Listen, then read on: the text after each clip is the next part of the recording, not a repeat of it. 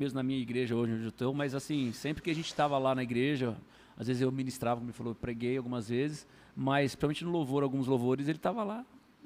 Todo louvor você estava lá, né? Todo domingo você estava lá. Ele gosta, todo né? domingo. Ele gosta. Privilégio. A igreja que vocês se conheceram... E era um barato ver ele ministrando, cara. Onde era a igreja? Porque- Santa Isabel, é isso? Arujá. Arujá. Porque ele ministrava, cara, como se ele estivesse no palco mesmo, assim, curtindo o negócio, tá ligado?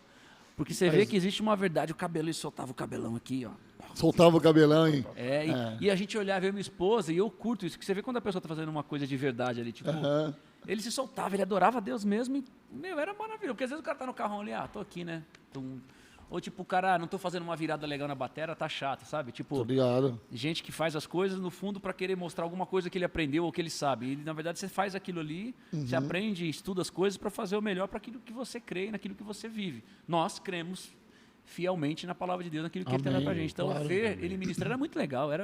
Eu falei isso para ele umas 2 vezes já, mas estou falando agora pro mundo todo poder saber. Cara, ver ele ministrando no carrão é muito legal. O cara tem uma verdade ali, uma sinceridade com Deus. Olha ali, que muito legal. E você está escutando isso de alguém que reconhece, tem esse feeling, né? Para saber o que a pessoa está fazendo ali é de verdade. Não é que o Marcelo ele é muito intenso naquilo que ele faz, né, cara? Então, mas então, tudo, ele é muito aí intenso. você vê que é uma na verdade empresa, do que ele é, nos entendeu? projetos, tudo. Eu acho que o grande barato do ser humano é ser de verdade em todas as áreas. Por isso que eu gosto de pessoas que são o que são, mesmo fora das câmeras, entendeu? Entendi. Não tem nada a ver uma coisa com outra. Só lembrei agora, Não, só tudo para bem, deixar mas claro, aqui, tipo, agora a gente vambora. fala do nosso presidente, o que é o nosso presidente, independe de você gostar dele ou não, estou só dando exemplo aqui.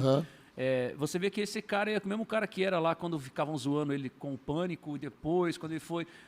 Então, assim, só estou dando exemplo, tá? Não estou dizendo que Bolsonaro ou não Bolsonaro, estou só falando para vocês, foi uma coisa que me veio na cabeça, de pessoas que são aquilo que são, fora do seu habitat, e ali dentro é a mesma coisa, que nem o Marcelo estava ali, ele não estava querendo mostrar que ele era mais um percussionista músico da igreja, né, trazendo para aquele lado. Ele estava sendo o próprio Marcelo, intenso, adoração que aquele cara tá que nele, né? é de verdade, ele quer as coisas, assim como eu vivo, sabe? Então acho que é o grande barato do ser humano, a grande verdade que eu acho que o evangelho, que o evangelho vem mostrar para a gente é essa transformação de vida, mas fazendo de você ser você é o mesmo, você é aquela pessoa, aquela intensidade é sua, é a mesma. E isso me leva muito ao exemplo de Pedro, entendeu? Jesus não tirou a intensidade de Pedro, Jesus só moldou a intensidade de Pedro, moldou o caráter dele para onde ele tinha que ir, mas o Pedro continuou sendo o mesmo Pedro. Pedro continuou sendo Pedro, né? Aquele cara que bateu de frente com Paulo, aquele cara que entendeu, depois se desculpou, aquele cara que foi... ia pra cima.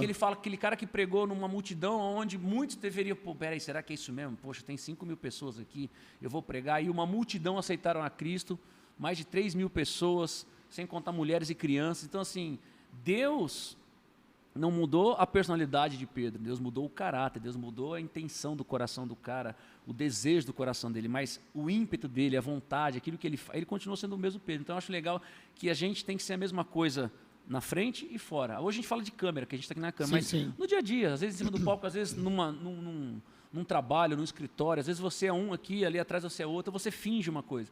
E esse tipo de fingimento, a máscara cai, né? E quando isso cai, pode ser 30 anos, mas eu acho que 6 meses de máscaras que você... Eu vejo muito em Sansão isso.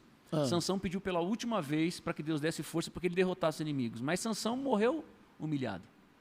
Se você parar para olhar cego, careca, amarrado. Deus é Deus. Deus cumpre o propósito dele. Mas Sansão não entendeu que ele tinha um propósito, Deus tinha um propósito na vida dele, só que ele acabou vivendo vidas diferentes, entendeu? E quando você é envergonhado, quantos anos de Sansão ele foi o cara, ele foi o juiz de Israel? Exatamente. Mas durante algum tempo da vida dele, ele viveu ali. Quando a vergonha vem, não interessa o tempo que é. Se você não tem arrependimento e não vive uma vida transformada, você vive uma história que... Às vezes você viveu 30 anos muito bem. Tem gente que fala, daqui a um tempo eu mudo. E às vezes aqueles 6, 7 meses, 1 ano da sua vida, vale muito mais, dói muito mais, pesa muito mais do que os 30 anos que você viveu achando que era dono da sua vida. Não sei se estou conseguindo explicar. Não, perfeitamente. Exatamente o que eu quero mostrar para as pessoas. Tem muita gente que acha que o período, eu vivi muito bem, o tempo bom do meu jeito, tudo errado, mas estava bom para mim. Mas quando você entende o que é o erro, e se você não se arrepende, aquilo pesa muito mais, dói muito mais. É igual um pai fala para um filho, olha, eu trocaria tudo na minha vida para poder ter ficado com você mais tempo, para poder ter vivido do teu lado, para poder ter compreendido. Mas aí já você. foi, né? Aí já foi. Aí já foi. E não adianta, você pode ser cristão, você pode não sei o quê, não interessa. Por isso que Deus, o mais cedo possível, quanto mais novo você entende, a palavra nos ensina, o próprio Salomão disse isso, quando ensina o teu filho no caminho que deve dar mais cedo. Quando você ensina, automaticamente você está vivendo. Então você está ensinando de algo que você conhece. Então, quanto mais novo você aprende, mais novo você entende, menos desculpa e menos remorso você vai ter. Né? Isso é uma coisa muito Porque o remorso também vem com a naturalidade da coisa, né? Vem com a naturalidade da coisa. Exatamente. Você está falando de sanção e eu vejo várias pessoas passando uns períodos de sanção, né?